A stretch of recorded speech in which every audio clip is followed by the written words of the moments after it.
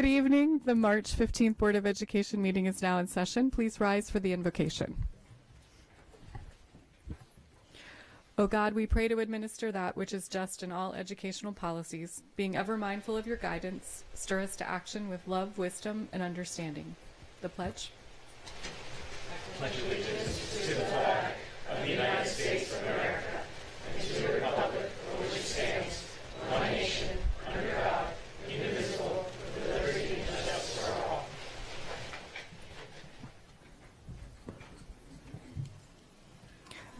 Item 2.03 is approval of the minutes. Do I have a motion to approve the minutes? So moved. Second. All those in favor?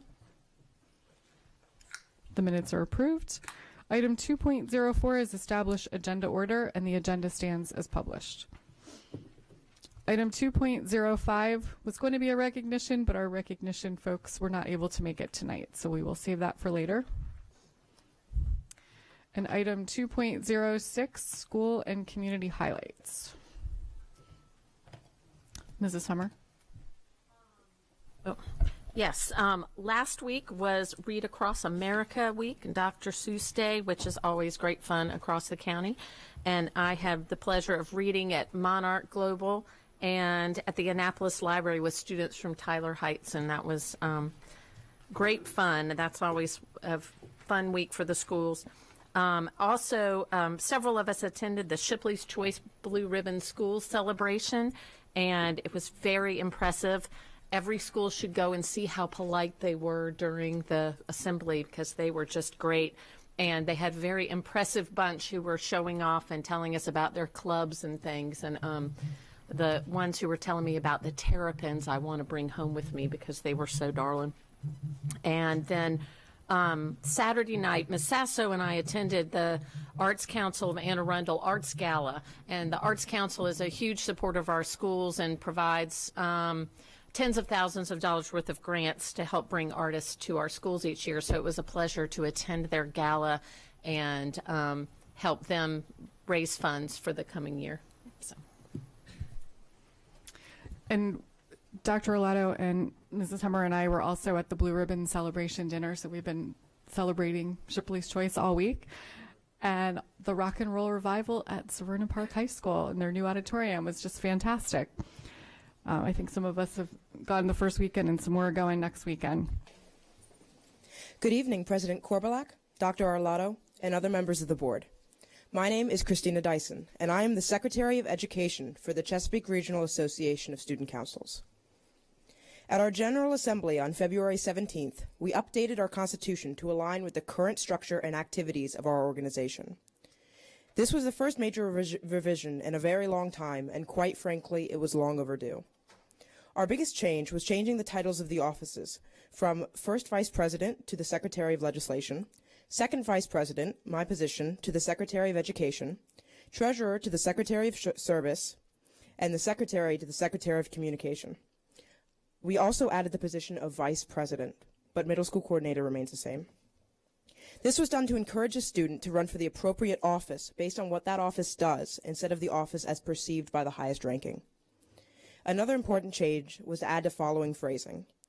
The organization is coordinated through the Office of Student Leadership, but stances, policies, and initiatives do not reflect the positions or opinions of the superintendent, AACPS staff, or Board of Education.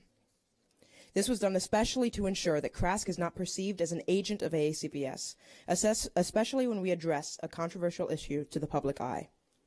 Our primary focus is representing the students, not necessarily anyone else. Nominations for student board member remain open until this Friday, March 17th, and we are excited to meet the new team of emerging student leaders. A number of them are joining us for this evening's meeting. And finally, we'd like to thank you and all of your support in our legislative advocacy this year. At this point, all amendments to revoke the student board member voting rights have been rejected or withdrawn. We'd especially like to thank Mr. Mosier, Jeanette Ortiz, and Tyson Bennett for their support and guidance in this process. Thank you for allowing me to represent the students of Anne Arundel County. Thank you. The next item on our agenda is public participation. Anyone wishing to speak on an item not on today's agenda may offer testimony during the public comment portion. Speakers will be allotted 3 minutes each, and the board asks that comments remain civil and appropriate for the various audiences that may be watching or viewing the meeting. Student-specific and personnel matters are confidential and cannot be discussed in this forum. This time is intended for speakers to voice their opinion and not necessarily as a question and answer period. Speakers may pose questions, but answers will be counted toward the 3-minute allotment. For the record, please give your name before speaking, and handouts should be given to the board assistant. I have 7 cards, so I'll call up 5. Robert Silkworth, Robert Eads, Sandra Johnson, Eva Reynolds, Dawn Zebron.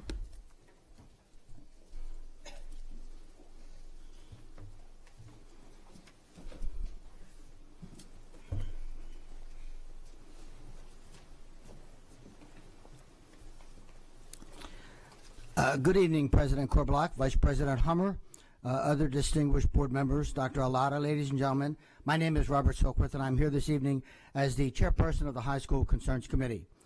Although we have not been able to testify over the past few months because of the day meetings, we have continued to meet and to collaborate with Dr. McMahon and Dr. Kubik on the ASI TAC Advisory Council. Just a few highlights.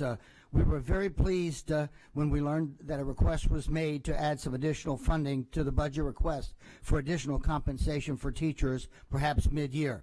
This was clearly, in our minds, a positive step, and we believe an important step. We do thank you for that, and we will, of course, continue to advocate for the funding of the budget, and we hope that a satisfactory agreement can and will be reached through the bargaining process. The last time we testified, we did discuss the issue of safe schools, as well as the issue of respect. We continue to believe that the Anne Arundel County Board of Education campaign, Be Nice, should be modified to include a Be Respectful component of some kind. There are still some concerns in some of our schools about safety issues and respect issues. However, the good news is these concerns are being addressed when they are brought to the attention of the appropriate staff, and we do greatly appreciate the help that has already been provided in that regard. Through the ASI TAC Advisory Group collaboration, we have discussed issues such as co-teachers, access to grade books, department chair observations, and special ed, regular ed co-teaching model concerns, as well as concerns about quarterly assessments, including the scheduling of these assessments. Some changes have in fact been made recently based upon these collaborative efforts, and we do thank Dr. McMahon and Dr. Kubik and their staffs for the help and their willingness always to listen. You will be receiving minutes for the recent High School Concerns meeting tomorrow via email, and our next meeting will be held on April 19th, 2017 at 3:40 p.m. in the TAC office, and everyone, of course, is welcome. I usually try to end, as you know, with some kudos.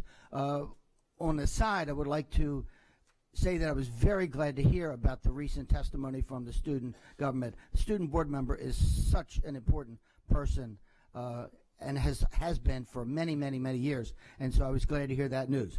The kudos, however, going out to the folks that are nominees for Anne Arundel County Teachers of the Year. Joshua Carroll from South River, Sally Wilson, Tyler Heights Elementary, Stacy Schofield, Mills Pearl Elementary, Timothy Smith, Folger McKenzie Elementary, and Denise Stefanos from Arundel High School, as well as the 2 county independent schools, Deborah Flynn and Kelly Rantmeyer. Thank you so much. And I'm sorry I couldn't do any singing, folks. That's not for me. So thank you.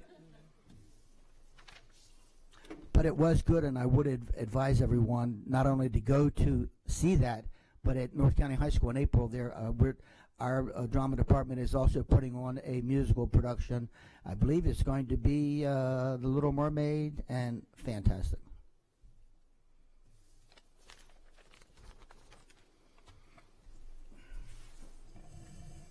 Good evening. My name is Robert Eads. I'm resident of Annapolis City, 32 Pleasant Street. Mrs. President, Mrs. Vice President, Dr. Alado, did I pronounce that right? Good. Sorry I haven't got a chance to meet you, but I knew every superintendent since Mr. Parham, Mr. Smith, Mr. Maxwell. I all had a good working relationship with all of them. But I'm here this evening as a failed product of the public school system. The public school system failed me miserably. although I did get some education from one of the state's worst schools, State Penn. But for the last 20-some years, I've been known as a community activist around Annapolis. I boast of some 20-some children that I got working jobs, from school teachers, working at Social Service Department, a couple of them working at the Pentagon, a couple of them doing regular jobs as managing Burger Kings and McDonald's. And the reason why I'm here this evening is to speak about the community ambassadors. If there had been community ambassadors, I think my life would have been a lot different. Because as I deal with these young kids in and out of the neighborhood, I have a program called Neat and Clean's Boys Girl Club. I started myself, I funded myself. And when I get children to a certain level that I can't handle, I turn them on to these community ambassadors. I think that the community ambassadors should get a little more respect for what they do. I think maybe they should be looked at as having a program that actually funds them, pays them, because if you go out and you, say, for instance, start another program and go another way and bring in some bookworms and some college guys, they can't reach the parents, they can't reach the children, because they don't know the infrastructure of the communities. They don't know what it takes to talk to people in our community, in my community speaking. I can't speak for everybody else around the whole county, but I'm quite sure it's the same story, because each ambassador that I know comes from the neighborhood. They can go to the parents and say, look, your child ain't doing, they can talk a certain way, whereas somebody with an education, with a degree, wouldn't be able to go into that house and talk to the parent that way. And I'm saying that the ambassador program is very important within my community. I think the ambassadors should be respected, looked upon as some real hard-working people, and that they should maybe get put on staff or whatever you would call it, whereas though they can really make a living and do a pay and show you what they can produce. Thank you. Good evening. My name is Sandra Johnson. I've been working with children for a very long time. I'm actually working with the Annapolis Housing Authority at the Eastport Recreation Center.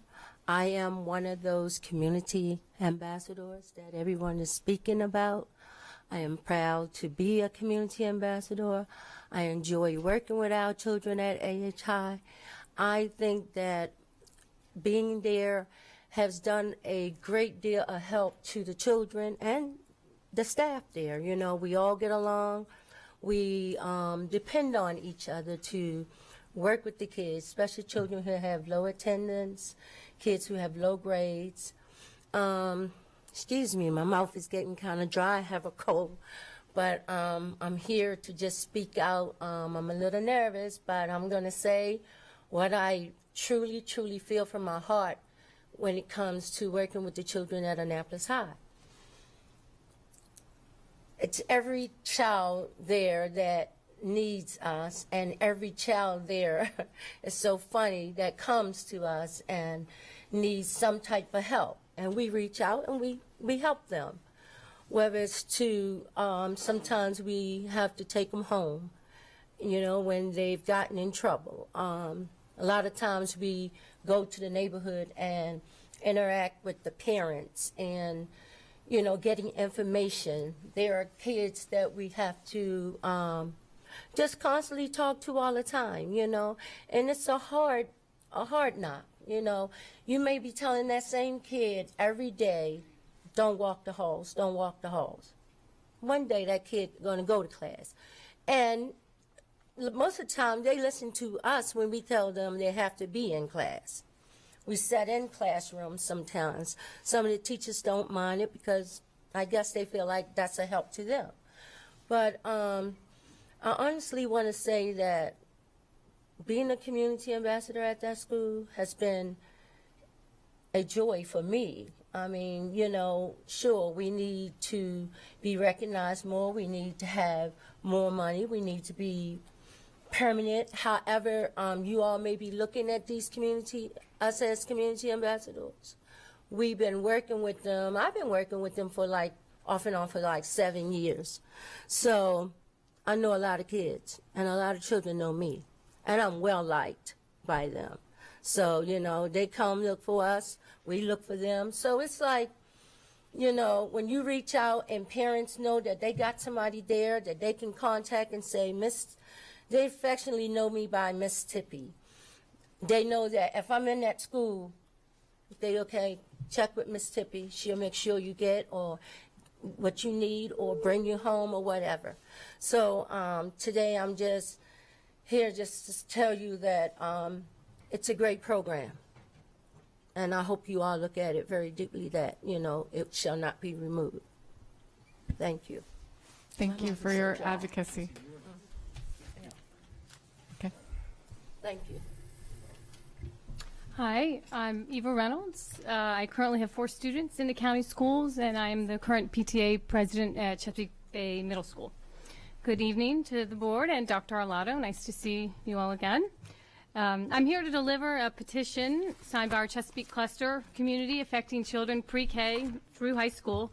In just 2 weeks, we have almost 1,000 Severna Park and Pasadena residents' signatures collected. Every day, we're getting more.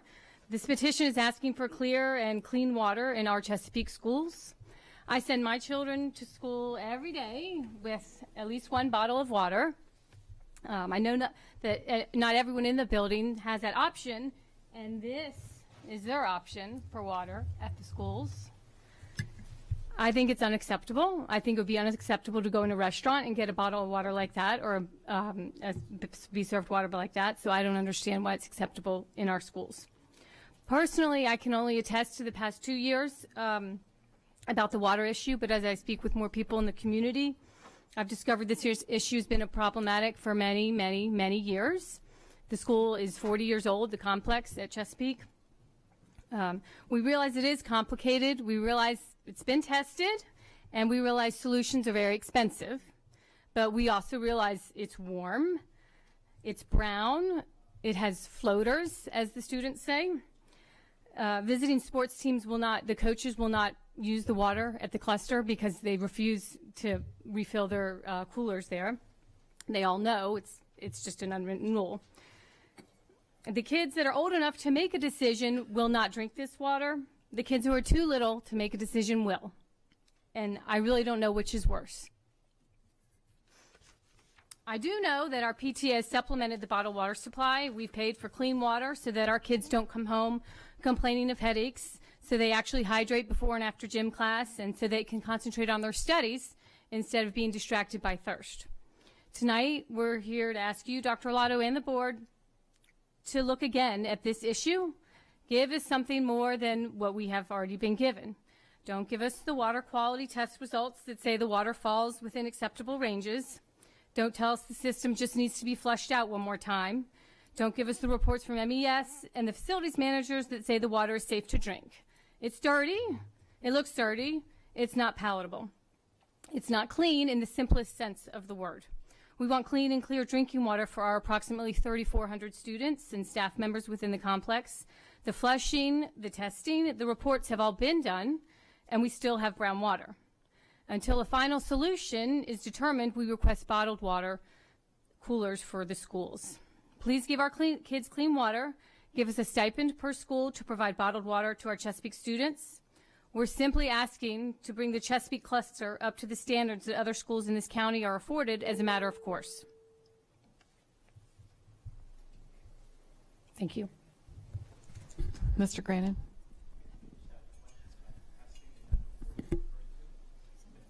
That report actually says that the water in that bottle, just like that, is safe and fine to drink.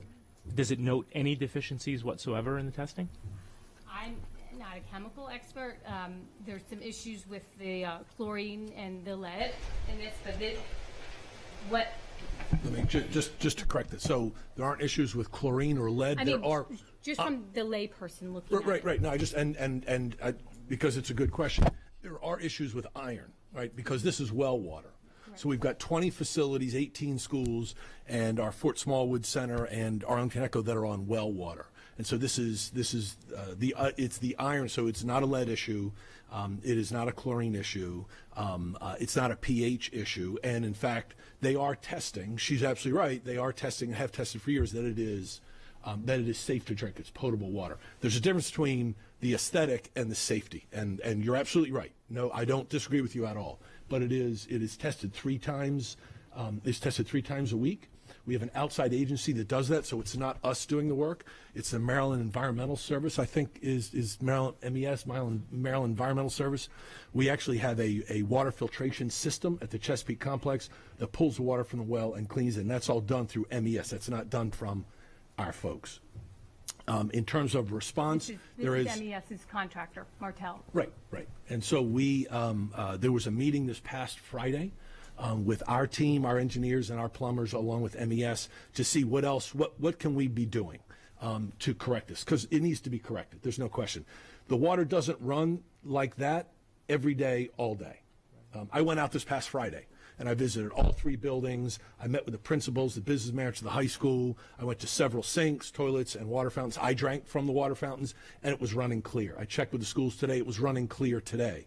It many times happens when the water has settled over a weekend, and Mondays are a time where it's worse, and it tends to get better over, is what I'm told from the school, because I wanted to hear from the school personnel directly. I went out this past Friday and met with them in the afternoon, and it tends to get better over time during the course of a week. So we have some things that MES has asked us to do and install in the pipes, and those are processes. We started some processes yesterday. The bad news, we were closed, but the good news was we could get some of our team into those buildings yesterday to try some things with our pipes. It seemed to be running. They were hopeful that this might correct it. I can't guarantee that it is, and nor can they at this time, but we're going to go through these new processes that have been worked through with the engineers and MES and see if this clears it up. Clears up. But the principal, no pun intended. The principal issue is at times there's just too much iron in the water because it's well water. Correct, and it does come out discolored like that. Absolutely. Right. Okay. And it's not, and as she absolutely stated correctly, it's not a new issue, and that section of Pasadena, that section of Mountain Road, is on well water. Thank you. Yes, sir. Members of the board, my name is Dawn Zebron, and I initiated the petition for clean and clear drinking water for our students and staff in the Chesapeake cluster of schools after volunteering at the school for our Show You Care event in February.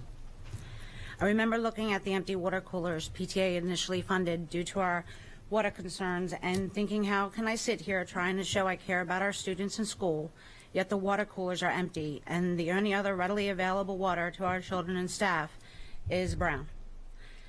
Every article I have read during my research discusses the importance of water to human life. The National Institute of Health Water Hydration and Health article discusses how even mild dehydration affects cognitive functioning, alertness, short-term memory, as well as affecting other systems in the body like GI and cardiovascular. Children are at greater risk for voluntary dehydration. They may not recognize the need to replace fluids when they are active during the day. The CDC increasing access to drinking water in schools recommends not only access to safe, but to clean, palatable drinking water too. The United Nations Decade for Action article defines acceptable water as acceptable in color, odor, and taste by those that consume it. I don't think anyone here would consider this water as acceptable. This one's better. Since starting the petition, many of the conversations and comments I have received from Pasadena residents regarding the water in our schools are similar. Most frequent comment has been that water was like that when I went to school there. I can't believe they haven't fixed it yet. Or, it's still like that? Numerous fixes have been tried over the years, costing millions of county taxpayer dollars, but the issue remains. Sadly, all these years have passed and our children and staff have not had palatable water to drink unless they brought it to school themselves. Instead of spending the money on fixing and flushing and testing well water several times a week, which obviously has not resolved the problem, we request the board to provide funding to our schools for continual replenishment of clean and clear water cooler water for our students and staff within the Chesapeake cluster and complex. Current estimate is approximately $3 a bottle, 120 bottles a month, which is like $3,600 per 10-month period for 1,100 CBMS students. Doing so will show the school system's commitment to health and wellness at our school and a great way to wrap up National Nutrition Month. Increasing the availability of clean water provides the opportunity for children to drink more water during the hours they are in your care that ultimately make them healthier, alert, and ready to learn. It may even better our school climate survey results from 2015, where 55% of Chesapeake Bay Middle School responders felt the school was not clean or well maintained. Thank you for your time. Thank you. I have a question. Do we know if the county has any plans to extend the county water to you guys so that the well water isn't an issue? I do not know. I do know that, well, I don't know for a fact, but I have been told that there's a county line that runs down Mountain Road all the way to Gibson Island, and I've often wondered why we can't just tap into it. Have you It spoken seems to like the the county? easiest solution, Have I'm you sure. spoken to the county at all about that? I have not, no. Okay. Mr. Grannon?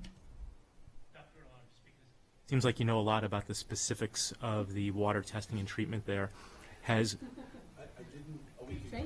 look, I'm now getting up to speed. that's why we're happy to have you, and we pay you the About a big week bucks. ago, I had no idea we had 20 buildings on wells. So, and I've been here for 11 years. Have you or Alex or anybody else on your team looked at like adding an RO filter to that system?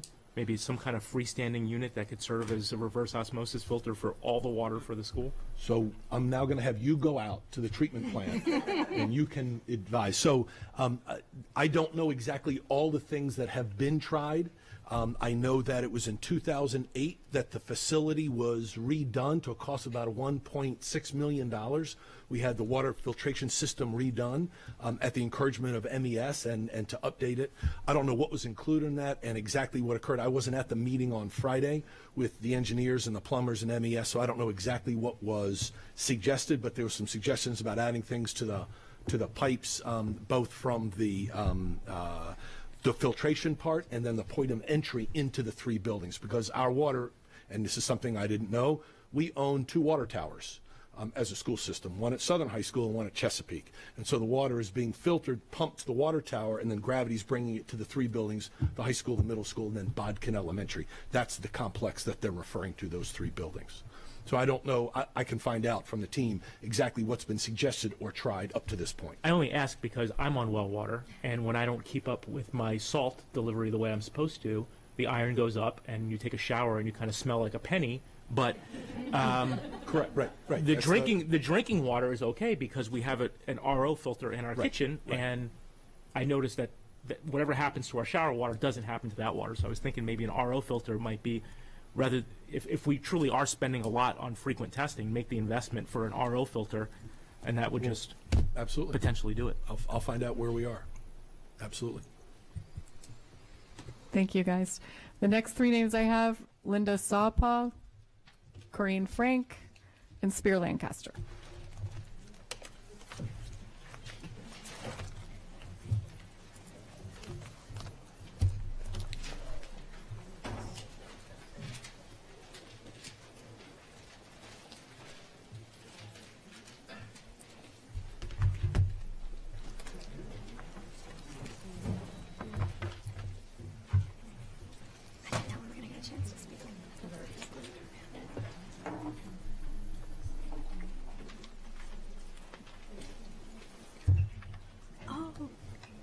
Oh, are we starting with me? I'm sorry. Okay. Please take these remarks with a grain of salt because I'm so grateful for the kind and responsive way that you have responded to our first 2 speakers. My prepared remarks are a bit more impassioned than I would like them to be at this exact moment. Oh, and by the way, reverse osmosis does not work with iron. My name is Lindy Salpaugh. I own a home in Pasadena, and my children have been enrolled in Anne Arundel Public Schools for 7 years. I am here today to explain what a person with a chronic health condition, a varsity athlete, and a homeowner all share in common when they live and work in a community which says that it is okay for school children to drink brown water, and that is stigma. It doesn't take much for a child to experience real or perceived stigma in today's culture, and the repercussions of childhood stigmas can be devastating and pervasive. There are specific groups of people in the Chesapeake Bay School Cluster who continue to be marginalized by Anne Arundel County Public Schools' refusal to provide equitable access to aesthetically adequate drinking water for the students and staff of Chesapeake Bay Schools. Imagine you are a child or adult with a medical concern which impacts your body's need for hydration. You show up every day to learn or teach, aspiring to perform to your highest potential despite fundamental health obstacles, and then you are told that the only water available to you is brown and malodorous. The child is more likely to internalize the situation and ask herself, what is it about me, an American student in a first world country, that is not good enough or deserving enough to have clear, safe water come out of the fountain? The most qualified and talented educators may begin sending out resumes. School culture is affected by the revolving door talent pool. On a different area of the spectrum, we might find our prep athletes and coaches. When teams from other schools visit for competitions, they are shocked to have to fill their water coolers with brown water. Our prep athletes and coaches notice, and maybe they're embarrassed. Maybe this embarrassment has an indiscernible effect on performance. Maybe our teams visit another school for a match 8 miles away that has sensors with special water bottle filling stations that measure how many ounces they drink. They might ask themselves, why doesn't the school board believe that we deserve the same clear water available in the rest of the county?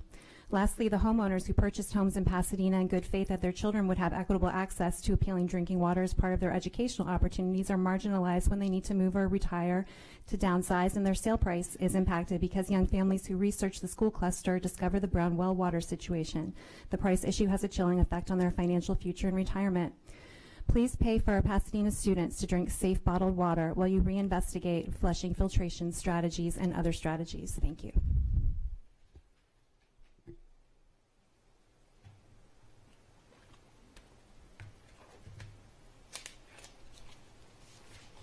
Could I have you guys look at this? I only have one copy.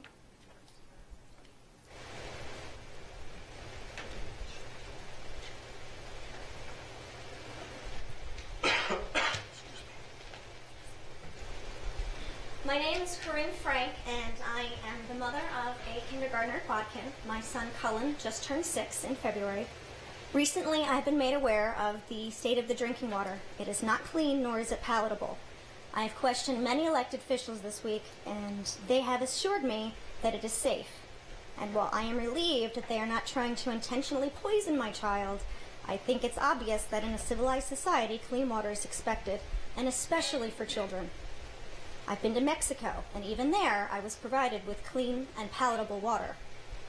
As this is the first year my child has been in public school, I did not know the quality of the water before this year and how long it has been an issue. I only recently moved into the Bodkin School District, and I can assure you that the reputation of this school was a very large selling point. After I discovered this petition, I discussed it with Cullen, and he said there were some days that he had nothing more to drink than his chocolate milk at lunch. As a parent, my heart aches. How could my baby just starting school be suffering from thirst in this country? The times that he would tell me, "Mommy, you forgot to fill my water bottle," I just assumed that he was reminding me because that's what he likes to do, and that there was a cooler readily available for him to use. Cullen had surgery on March 6th, and Monday was his first day back. The first time I sent my son to school knowing about this problem. His discharge papers have in bold type and been underlined. I didn't underline it, Johns Hopkins did. Encourage your child to drink. Notice there are 2 exclamation points. It then repeats, drink plenty of fluids. I cannot even describe the anger that I felt when sending him to school knowing what awaited him. CHS had water coolers when I was in school, and it never crossed my mind that they would remove them. Who made this decision to remove clean water from a child's school, knowing that dirty, unpalatable water was now the only option? This seems completely unethical, and I know that none of you were on the board 20 years ago, but somebody made that decision. I urge this board to please resolve this problem and give us water coolers before undertaking other projects like digital water bottles or 15 extra minutes of student sleep. I honestly have to say that I am very impressed by his school. I had many reservations sending Cullen to public school, but Bodkin has surpassed my expectations. I am requesting that you support my son and you support his school. Clean water, not just safe water, is a right to life. Thank you.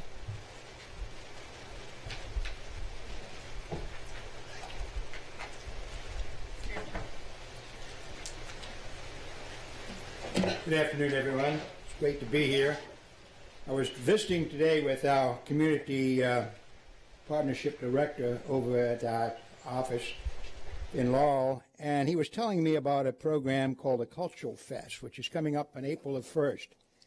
And it's something we've done now for 5 years, and it's just really unique. And he said, you know, I'm going to send a mail out. I said, it'd be too late. So he asked me if I would come over. And also I brought you over a recent copy of our quarterly magazine that we're putting out. And in here is all the data on the CSP schools, and the math team, and lots of other things that I think you'll find very interesting. This Cultural Fest, by the way, will be held in Upper Marlboro, Maryland, at our CMIT South School.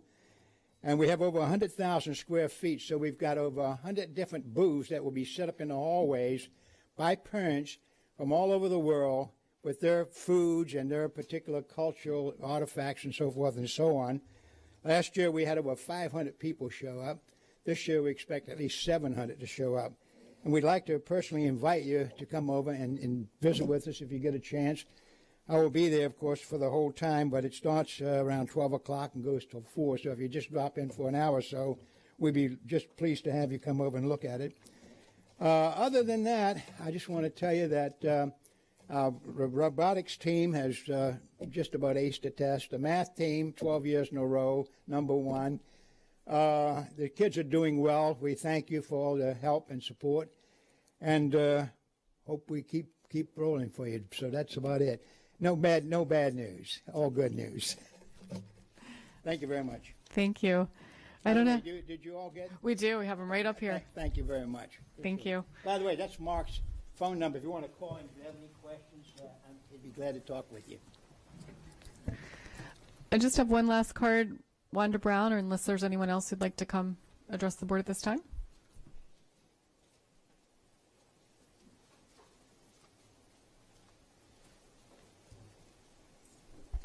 Hello, my name is Wanda Brown. I am a grandparent of 3 grandchildren that attend Bates Middle School, and they are walkers. And it is a very dangerous world we're living in now. My grandchildren have to pass 3 major hotels to get to school. They have no crossing guard, and there's been many incidents of crimes in the areas of shootings the time that the kids get out of school. There's a high, Maryland is very high. I have 2 granddaughters as well as a grandson. Maryland is very high on the list. There's always a teenager missing female in Maryland. We're very high on the list for sex trafficking. There's always a female missing. It's very dangerous. I don't want to be a statistic. So the children need a bus. It's not safety. And I don't know what it's going to take for someone to listen and get it done. It's been too many incidents, and they have no bus. There's a bus on Tyler Avenue that is closer to Bates than the kids on Clay Street. It's a risk, even with a weather factor, that they have to walk. And I'm sure safety should be a major issue, and at the top of the list, there's been many incidents involving children in schools in this day and time. And no one wants to be a statistic, and I know I don't. And I'm here representing the parents, the children of the area. They definitely need a bus. There's, it's too much going on. Could you do me a favor and put the cross streets that you would need the bus at? It wasn't on your card. Okay. Yes. Thank you. All right. Is there anyone like to respond? We don't comment. We don't typically comment. We would just take your address and look it up. Thank you. Thank you. Is there anyone else that would like to address the board at this time? Okay. We'll move on to consent items. We have 16 items, 4.01 to 16, mostly for Arnold Elementary School and Manor View. Arnold Elementary School's replacement and Manor View's revitalization, along with broadband business, internet services, fire alarm replacements, Taverna Park, and Annapolis Solar Park power purchase. Do I have a motion to bundle items 4.01 to 4.16 and move them from information to action? I have a second? All those in favor? We now have an action item. Dr. Arlato, your recommendation. Yes, ma'am. I recommend that the board approve contracts as listed on today's agenda as 4.01 through 4.16.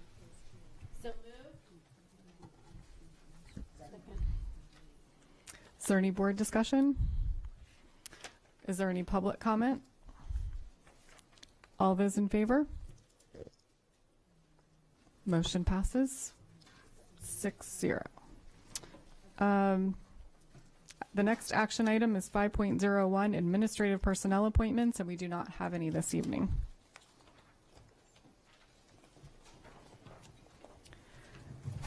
Item 5.02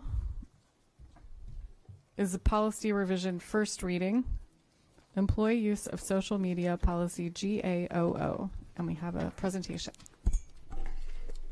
Good evening. For the record, Jeanette Ortiz, Legislative and Policy Counsel.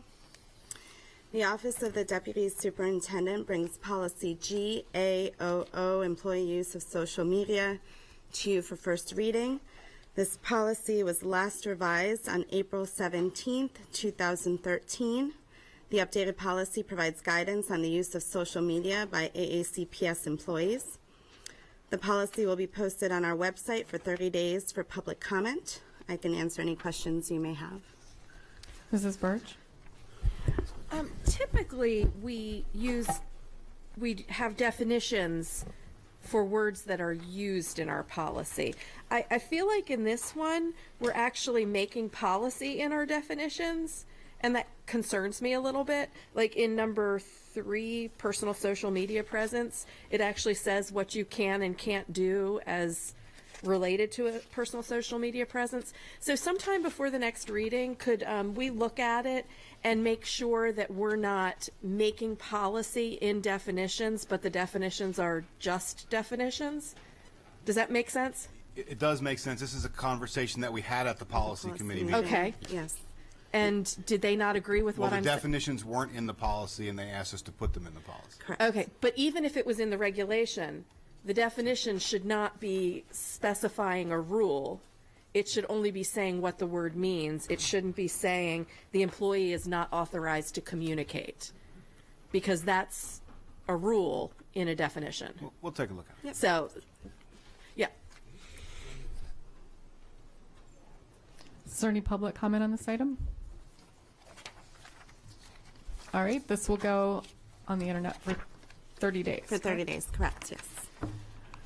Item 5.03 is an information item, policy first reading, student use of social media, JCCC. The Office of the Deputy Superintendent brings policy JCCC, student use of social media, to you for first reading. The policy was last revised on April 18th, 2013. The updated policy provides AACPS students guidance on appropriate conduct when using social media. The policy will be posted on our website for 30 days for public comment. I can answer any questions you may have. So, yeah, we will look at that as well. Is there any public comment on this item? All right, that'll be up for 30 days. Yes, correct. The third first reading we have tonight is item 5.04, Student Assembly Programs for Political Candidates, IKB. The Office of School Performance brings policy IKB, Student Assembly Programs for Political Candidates, to you for first reading. This policy was last revised on May 20th, 1991. The updated policy provides guidance regarding the participation of elected officials and political candidates in events at AACPS public school facilities. The policy will be posted online on our website for 30 days for public comment, and I can answer any questions you may have. No board questions. Is there any public comment? All right, this will be up for 30 days. Yes, correct. Then we have 2 policy revisions that are up for a vote, third reading. Item 5.05, tutoring for pay, GBO. Dr. Arlato, your recommendation. Yes, ma'am. I recommend board approval of policy GBO, subject to final correction for style and format. So moved. Mrs. Summer? So this policy very specifically deals with tutoring for pay, not for any other outside work that a teacher does. Correct. So it wouldn't, so for instance, for our coaches, it wouldn't affect outside coaching or anything, or this is solely for academic tutoring? Am I correct in that? Correct, yes. It's that specific. Okay. Mrs. Birch? At some point, I realize it's not completely related to this. We may want to look at the activities of our coaches as they relate to their students who are on their teams and their activities for pay related to those students outside of the school system. Because we've been getting complaints. Okay, we can look at that. Okay. Is there any public comment on this item? All those in favor? Are you in favor? Terry? No? Eric? Okay. Opposed? Motion passes 5-1. And then we have policy KI, procedures for responding to Maryland Public Records request, item 5.06. This is an action item. Dr. Arletto, your recommendation.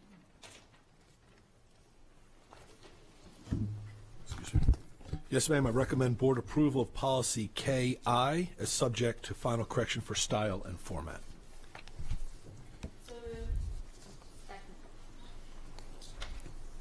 I don't have any board comments or questions. Do I have any public comment? All those in favor? Motion passes 6-0. Thank you. Mr. Gilliland? Thank you, Madam President. And I'm sorry, we were engaging in a off the cuff conversation over here. No, it's on topic, but I was distracted. Forgive me for just a moment. I just wanted to say, just as a follow-up to what I said at the last meeting back on March 1st, that I do, on the tutoring for pay policy, I support the spirit and what I believe to be the intent of that policy. My concerns were just around some of the issues that could arise when teachers are working second jobs for some of the academic learning centers. I referenced some during the last meeting, and again, that was my concern, not necessarily the spirit of that policy. So I'm sorry I missed the chance to comment at the appropriate time.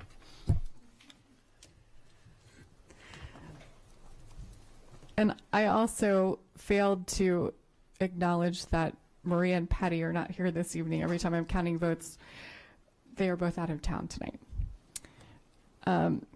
Item 5.07 is an information to action item, items of legislation. Do I have a motion to move this from information to action?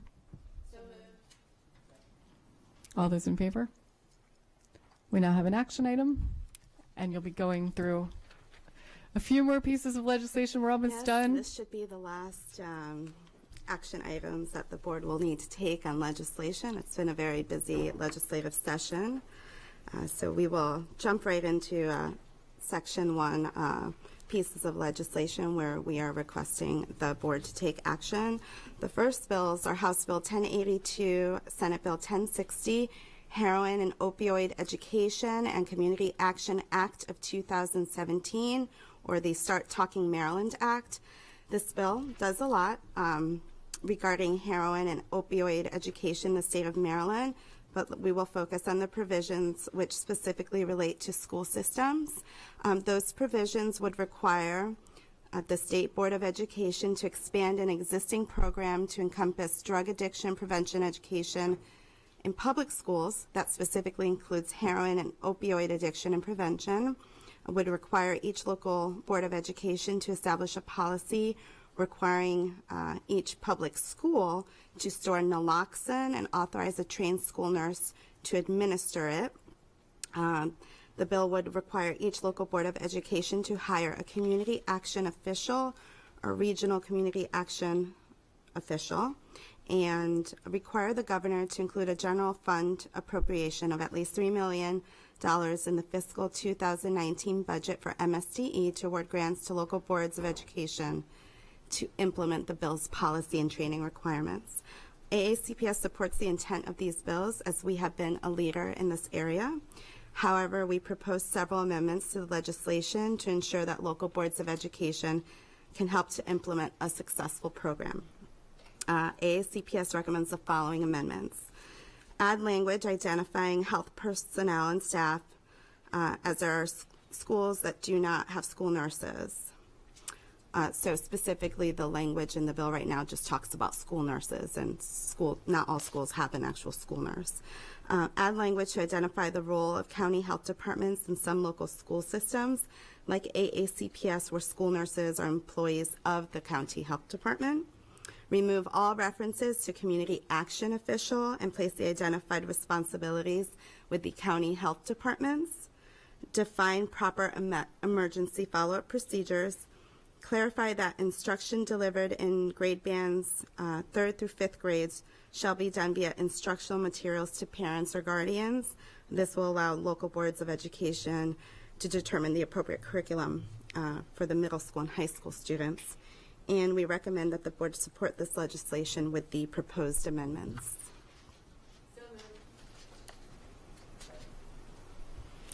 Any board questions or comments? Any public comment? All those in favor of supporting this with amendments? All right, motion passes 6-0. The next bill, House Bill 1145, Public School Employee Whistleblower Protection Act. This bill would place prohibitions on a public school employer from taking or refusing to take certain personnel actions as reprisal against a public school employee because the employee discloses or threatens to disclose unlawful behavior. The bill provides information, the employee provides information or testifies for an investigation of unlawful behavior or objects to or refuses to participate in unlawful behavior. The bill would also provide for protections of an employee in specific instances. House Bill 1145 is unnecessary as employees can currently report issues to their supervisors or report such information to the AACPS fraud hotline. Additionally, this bill infringes upon the superintendent's authority to assign and transfer staff. The bill is not aligned with the current state Whistleblower Act, and it singles out school employees. We recommend that the board oppose this legislation.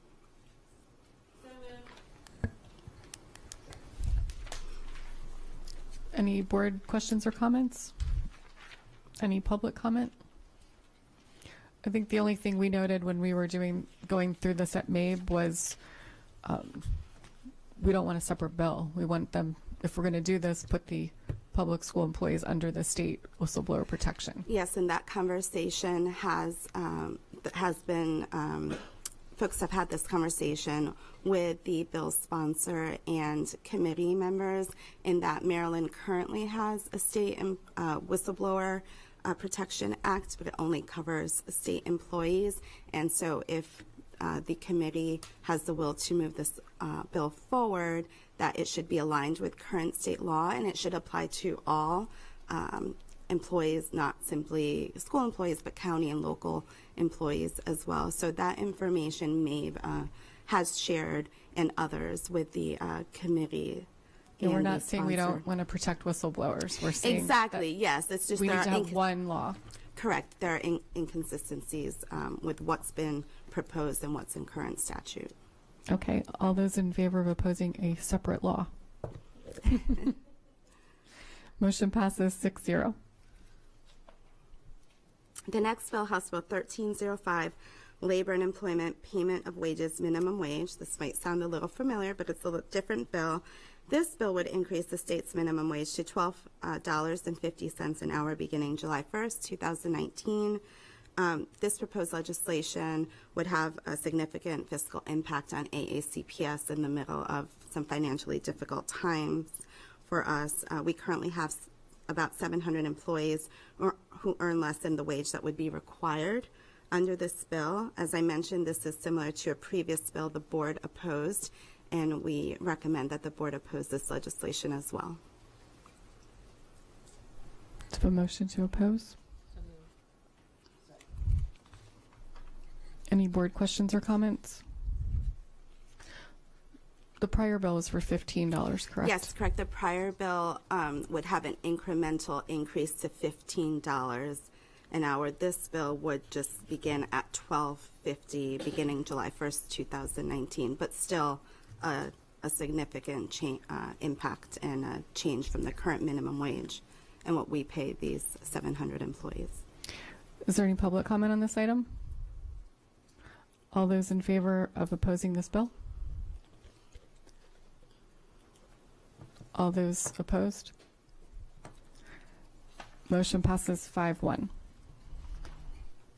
The next bill, House Bill 1310, Education Ethical Special Education Advocate Certificate Program. This bill would require MSD to establish a voluntary Ethical Special Education Advocate Certificate Program within MSD by July 1st, 2018. The bill specifies qualifications that applicants must meet for certification, as well as the process and requirements for renewal of certification.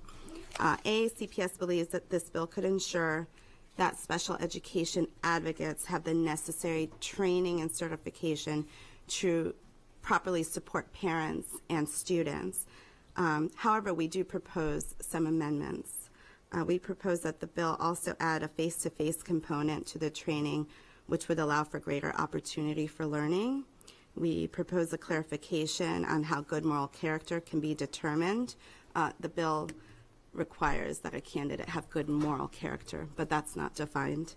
And also we propose that a mechanism for others to express concern to MSDE when a certificated advocate is not acting professionally or in the best interest of students and families. We recommend that the board support this bill with the proposed amendments. So moved. Second. Any board questions or comments? Any public comment? All those in favor of supporting with amendments? Motion passes 6-0. The next bill is House Bill 1476 and Senate Bill 867, Workers' Compensation, Failure to Report Accident or Action to Deter or Dissuade from Filing a Claim Penalties. These bills would subject a manager, an executive, or an officer of the employer to imprisonment not exceeding 6 months for deterring or dissuading a covered employee from filing a workers' compensation claim. The legislation exposes AACPS to additional legal action which could result in greater expenses on litigation. We also have concerns with the increased penalties in the bill, most notably the fact that this would now be a jailable offense, and we recommend that the board oppose these bills.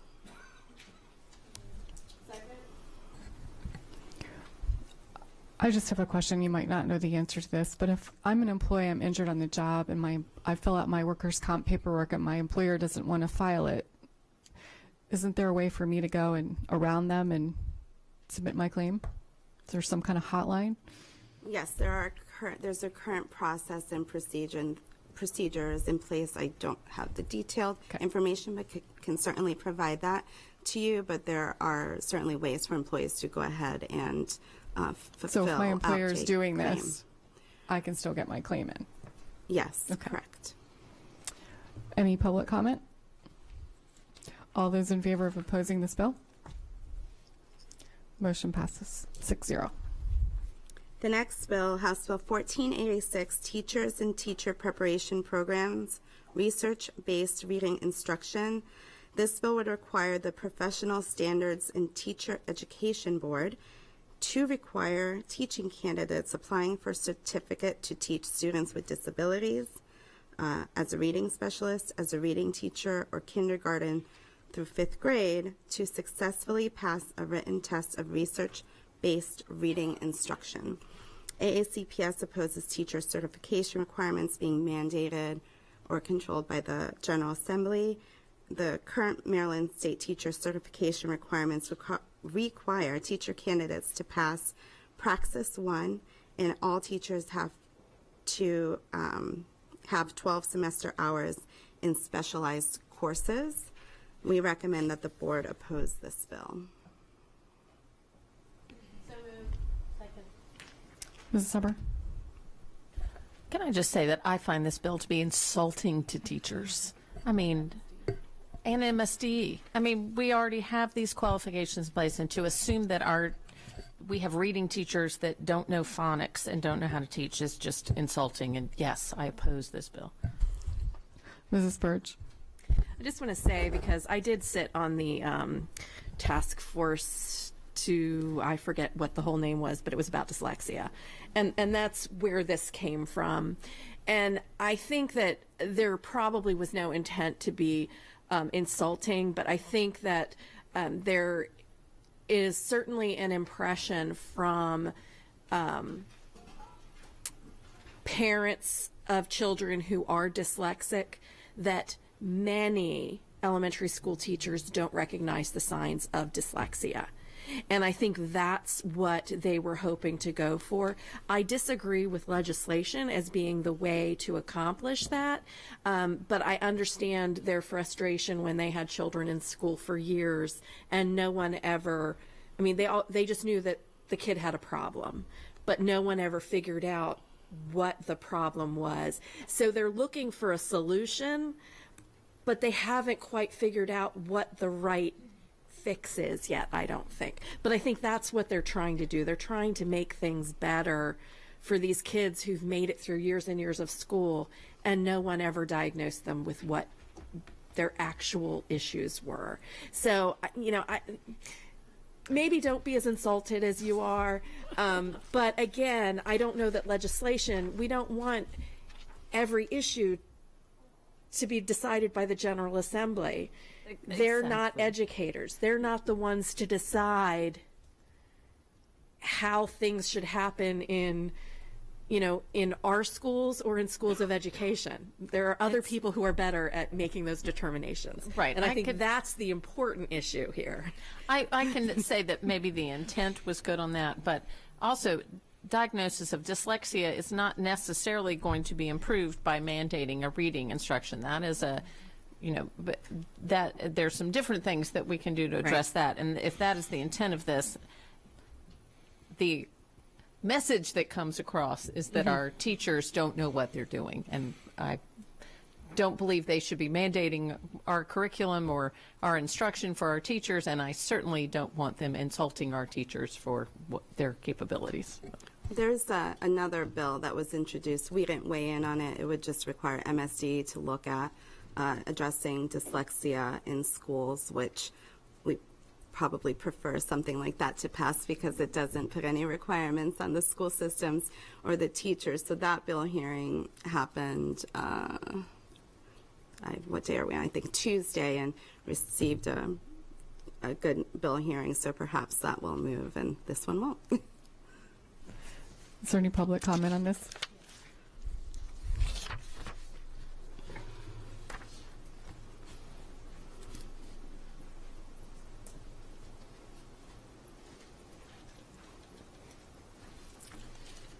Pam Bukowski. I'm a speech pathologist at Southern Middle, Southern High in Phoenix, speaking as an individual.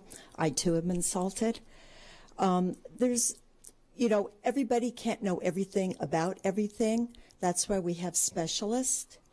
And that's why those of us that are specialists have specific training to allow us to administer assessments, to do the observations, to be part of a team that's able to diagnose, you know, issues, learning disabilities, anything that may impede our students' progress and their inability to access their education. So I do urge you to oppose it. Thank you, Mrs. Hummer. All those in favor of opposing? Motion passes 6-0. And our last bill, House Bill 1603, Education, County Boards of Education, Removal of County Superintendents. This bill would allow a county board of education to remove a superintendent Under existing law, the state superintendent of schools may remove a county superintendent for immorality, misconduct in office, insubordination, incompetency, or willful neglect of duty. AACPS opposes efforts by the General Assembly to alter the current process for the removal of a county superintendent. House Bill 1603 is contrary to the current and longstanding practices of the state and eliminates due process and checks and balances. The State Board of Education addressed this issue in Metz versus Prince George's County Board of Education, where the State Board noted that the state superintendent has the final authority on these matters. We recommend that the board oppose this bill. We did not submit this bill. No. Just for the record.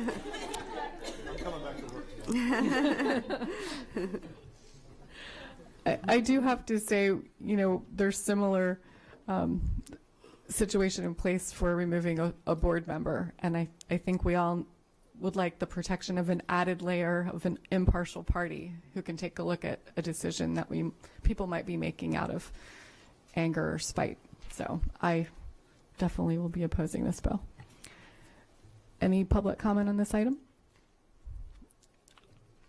All those in favor of opposing? Motion passes 6-0. Okay, that's We it might for have made me. it through Yay. another General Assembly. Yes, and I will provide. At least taking positions. Yes, and I will start And we get to- providing status updates on the Yeah, we get to find the bills. results. Yes. Thank you. Thank you. Item 5.08 is an action item on the Annapolis Peninsula redistricting. Dr. Olato, your recommendation. Yes, ma'am. I recommend that the board hold separate votes on each of the three portions of the Annapolis Peninsula redistricting plan, subject to testimony at its public hearing. Do I have a motion? Are there any board questions or comments on this item? Is there any, Mrs. Birch? I just wanted to say that, you know, thank you for thinking of that, because that could have been disastrous if we had decided not to do one portion. And then the whole plan would have gone down if we decided that, you know, what we wanted to do in 2019, 2020 wasn't going to happen. And then none of the redistricting could have happened because of the way we had structured it. So thank you very much for bringing this back to us in this format so that we could appropriately split it up and make the decisions as they should be, as separate decisions. Is there any public comment? All those in favor? Motion passes 6-0. And just a reminder that we will be taking those three plans to a redistricting hearing on April 3rd at 6 p.m. at Annapolis High School. Our last item is a review item, 6.01, the monthly financial status report and FY 2017 revenue and projections. There's no presentation. Does anyone have a question on this item? Is there any public comment? So you don't even have to come and sit. All right, that concludes our meeting. I just have a couple of announcements. The next Board Policy Committee meeting is Wednesday, March 29th at 1 p.m. I already mentioned the April 3rd redistricting hearing. The next Board of Education meeting is Wednesday, April 5th at 10 a.m. And the upcoming Board Budget Committee meeting is Wednesday, April 19th at 4:30 p.m. And that concludes our meeting. Have a great evening.